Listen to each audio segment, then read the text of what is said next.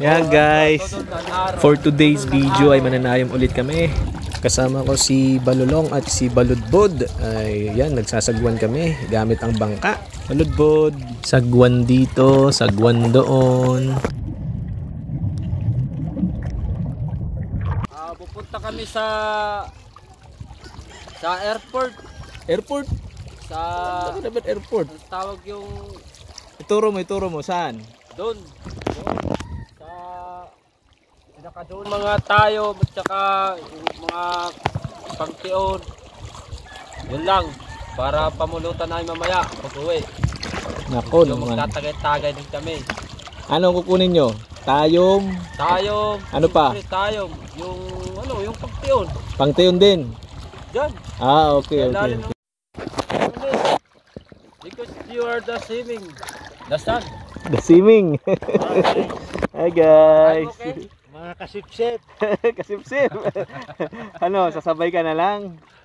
Pwede na dito. Pare, damo pa rin tayong? Pare, damo tayong?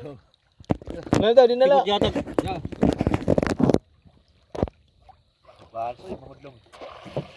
Ayaw. Barigo. Garan atong sirip dua.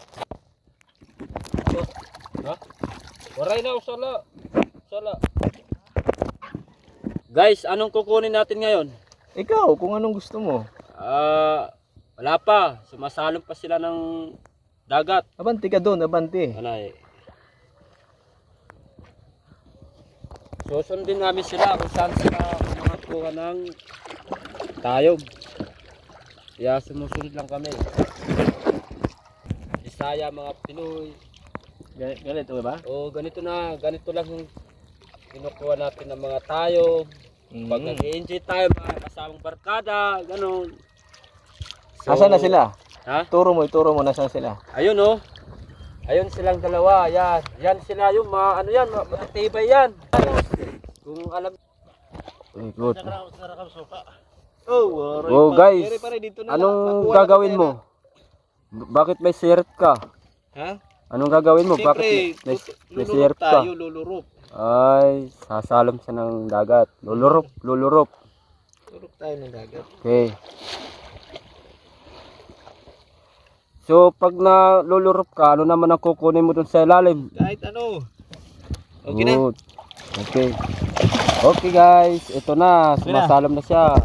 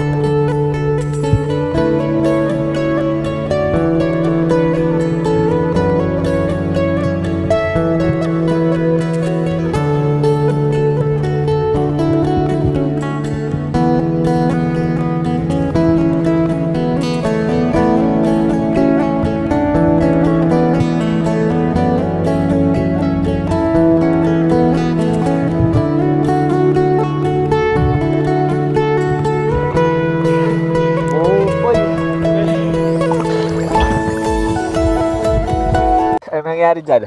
Kumusta ka dyan? Okay lang. Pero gusto ko rin maligo. Maligo ka na. Hi guys. Hello guys. Nasiguro ko yung sirip na lalagyan ng tubig. Ano yan?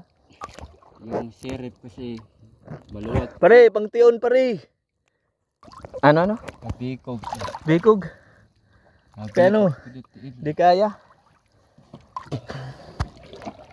Ito, ayos na cellphone. Ayan guys, sumisid na si Baludbod. Kung makikita nyo, para siyang kiti-kiti. Tinuturo niya dito yung ano, yan, yung sea urchins o yung tayom. Yan po guys, tinuturo niya kasi nagtutor siya sa ilalim ng dagat. Ang saya niya dito. Parang natutuwa ako sa kanya.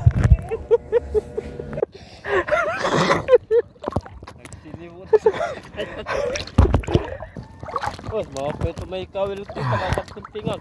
Mga ano, ayan po guys, yung ano namin, bangka namin, papalayo ng papalayo.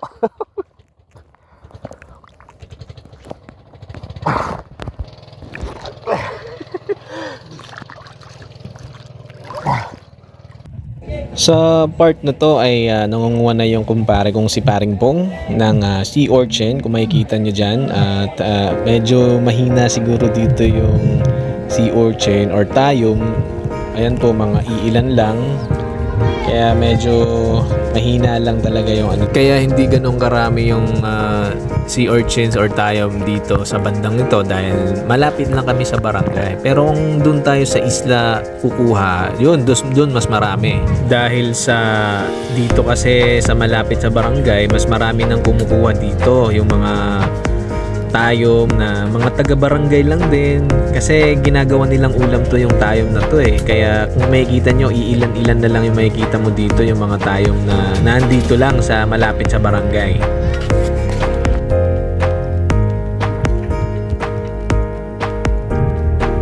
At eto si Balulong, may nakuha siyang seashell.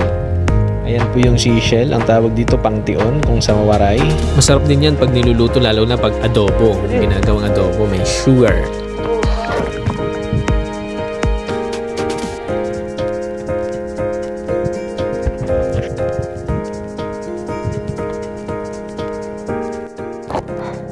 Bod, ano? Di aprohagon.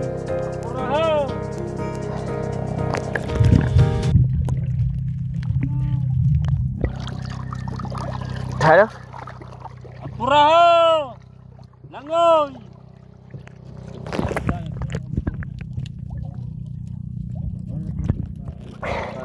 Dato pa mga waray pa.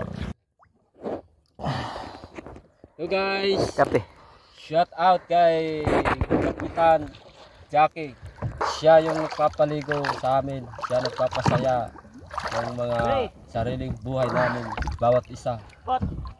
Yung tinatawag na yan, yung mga barkadang walang iwanan. Babaw la, babaw! Kapten. Pre, babaw! Kapten eh. Ay na.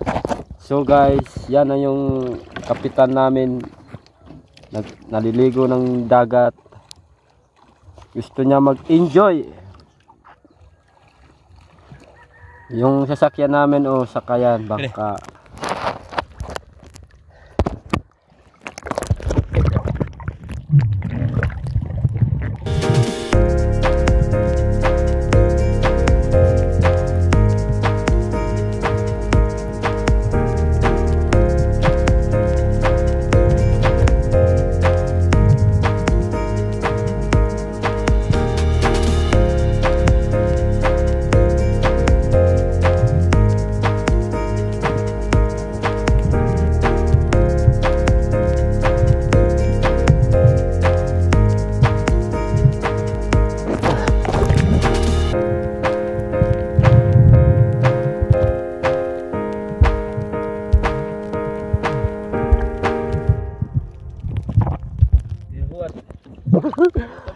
Nababak na kaya ito.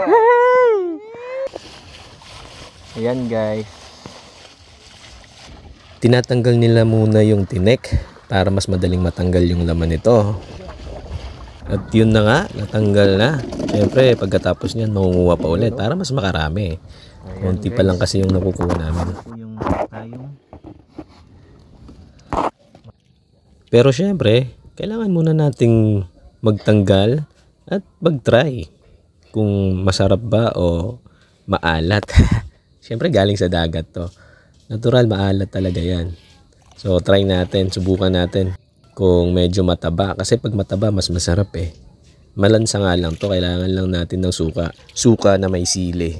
Pero ako, sinasawsaw ko lang to sa dagat. Pagkatapos, ayun na. Kulang lang tayo ng kanin. O kaya kahit ano, pwedeng kamuting kahoy, saging, kahit ano pa na pwede mong ipares dito. Yun, no? And guys, yan si Balulong. Kayo na ang bahalang umintindi. Pero nagkakain. Kaya mo, may laman. Ito. Masarap pa yan. Ano, pero yung talalim yung tinagat, yung marami yun yung tayom dito. Tawag yung ano, dito yung baras. Nakakain na yan. Ito na naman. Tapos, gusto ko yun, ano, biling bagugas. Yan. Ganun lang yan. Ito, yan, tatanggalin. Ano, malaki yung marami. Oh, yan. Masarap pa yan. Malikahit pa yan. Tabi na. Dito na, ano. Oh. Yan. Oo. Marami yan. Ito. Yan. Ito na yan o. Ayan o. Hugas pa, hugas. Yan. Tutugat mo na dito. Naman. Sarap. Pati na. Ang na. Hello guys. Ano, pakita. Ano nakuha mo? Dito sa loob. Ito guys yung kinukuha namin. Dinalagan Oh. namin yan. Alikuno pala tao. Patingin yung talinga mo.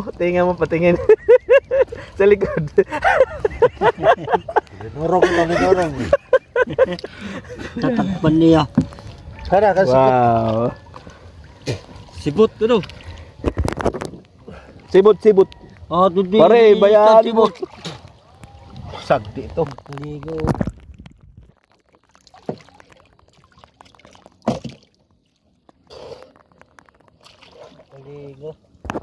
Yan guys, ito yung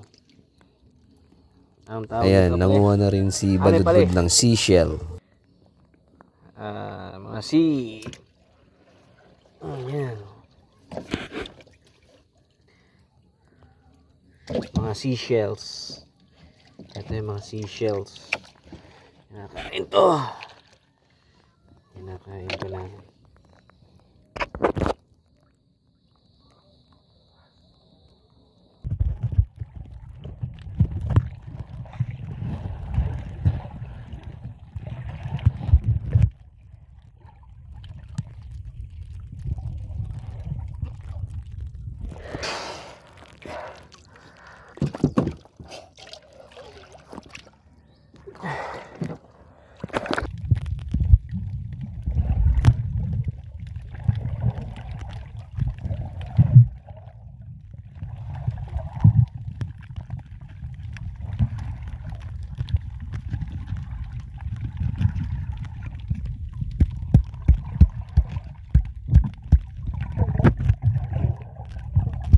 Ilang na silalip. Paano? Mahirap. Oh. Nakapaon eh. Pero